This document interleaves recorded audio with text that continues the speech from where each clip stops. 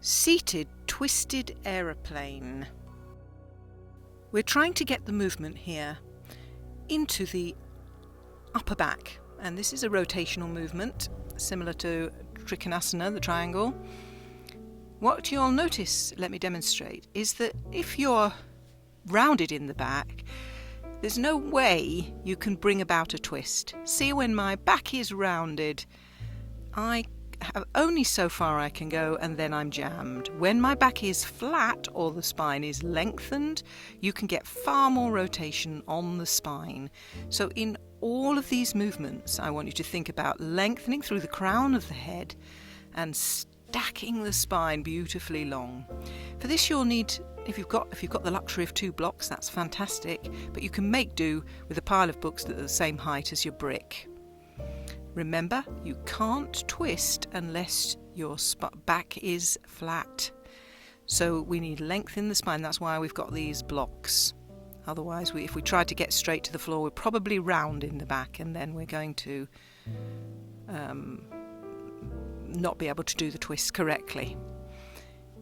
So begin by placing your hands facing the inside of your thighs, having your arms in an L shape, and then dropping first one shoulder into the midline, gently forward bending as you do, and twisting your upper back. We're going to warm the spine up before we come into this twisted aeroplane movement. So gently listening to the music, forward bending and twisting, dropping the shoulder forward into an internal rotation. Feeling the warmth coming into the hip joint. Gently use your elbow to press the knees back, opening out in the hip joint. One at a time, gently seducing your hips into opening out a little bit further. The more open we can get the hips, the further forward the spine can come. Now gently swaying from side to side, relaxing and releasing as you bring your chest forward with a lovely flat back. Sometimes it can help to keep the chin a little lifted. Now dipping and lifting, dipping and lifting.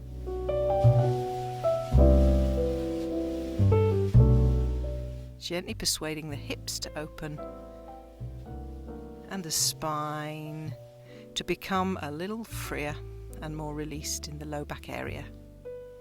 Bring yourself into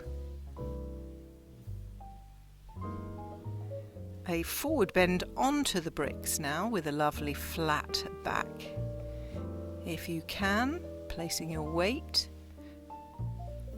through the blocks and flattening your back as far as it will go. Feeling and easing out into the hips. If you've got plenty of flexibility, you'll be able to reach down into the inside of your ankles, or place your elbows onto the inside of your knees and press them back. Gently easing and pressing the hips open. Easing and pressing the hips open. Enjoy that sensation of the femur bone rolling in its acetabulum, the socket. Pressing and easing and opening out the hips. Gently moving. Remember, the hips don't like to be forced, they like to be seduced. And gently swaying the upper back. Getting that sense of ease. And now we're ready to bring your hands onto the brick. Make sure the wrists, elbows and shoulders are in alignment. Ensure that your back is as flat as you can get it.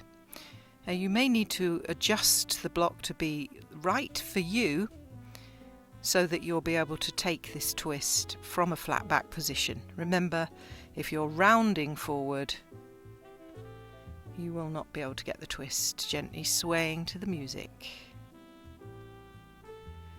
Then when you're ready, let's just release the spine. into a lovely restful forward fold, holding onto the elbows to add a little bit of weight if that feels good for you today. Then place your hands on top of your knees and use your arms to bring yourself back up into sitting. Feeling that opening out in the hips. So now we're going to go into that twist.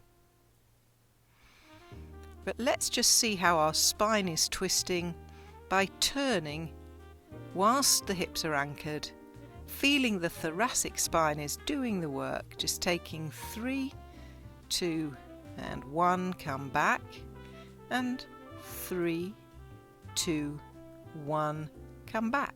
Great job. A little bit quicker. Twist, come back, twist, come back. Keep going. Keeping the movement in the upper back, feeling the freeing off of the spine. Give me a smile. Keep the elbows in alignment with the shoulders, arms bent. Now place your hands on the inside of the thigh, keeping the chest lifted. Come forward into that lovely flat backed forward fold. Bring your pile of books or your brick in front of you into the midline. Place the opposite arm behind your back. Make sure you've got that lovely flat back before you begin to rotate. Make sure all the rotation is not happening in your neck. It won't do any harm, it's just not actually doing what we're designed this for. And bring the rotation as much as you can into the thoracic spine at bra strap level. Remember, there's really not much point in adding the lift of the top arm unless you've got that 45-degree angle. So all you're doing is sort of stretching too much on the front of the arm. Let's go to the other side now, switching arms. Opposite arm behind your back. Remember, shoulder, elbow and wrist in alignment. Twisting through the upper back. Not too much emphasis on the twist in the neck. When you're ready, inhale, exhale and untwist. Bring yourself into hands to prayer. This is kind of a seated goddess pose. We're almost in happy baby. So if you were lying on your back and you were reaching forward for your inside ankles, you'd be in happy baby. But here we are in a sort of strange goddess, forward-leaning goddess pose. Let's try it once more. Place the first hand onto the bricks and bring yourself into that lovely twist as you exhale. Turning the spine at the thoracic. Your hips are currently jammed, so if you have low back issues, be very gentle with this. Only go as far as your sacroiliac joint will allow. Switch hands and twist once more to the other side. Lengthening through the crown, bringing all the rotation into the thoracic spine. Twisted aeroplane. Elbows to the inside of knees, hands to prayer. And relax into a forward fold, feeling that giant opening out in the hips.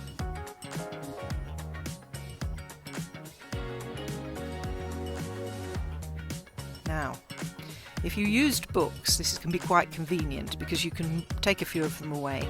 And we can see if we can do this in a slightly less high position of the brick. So bring your first arm back onto the bricks, or the half brick. If you've got a brick, you can turn it onto a different setting. Bring yourself into that first rotation and just test it out.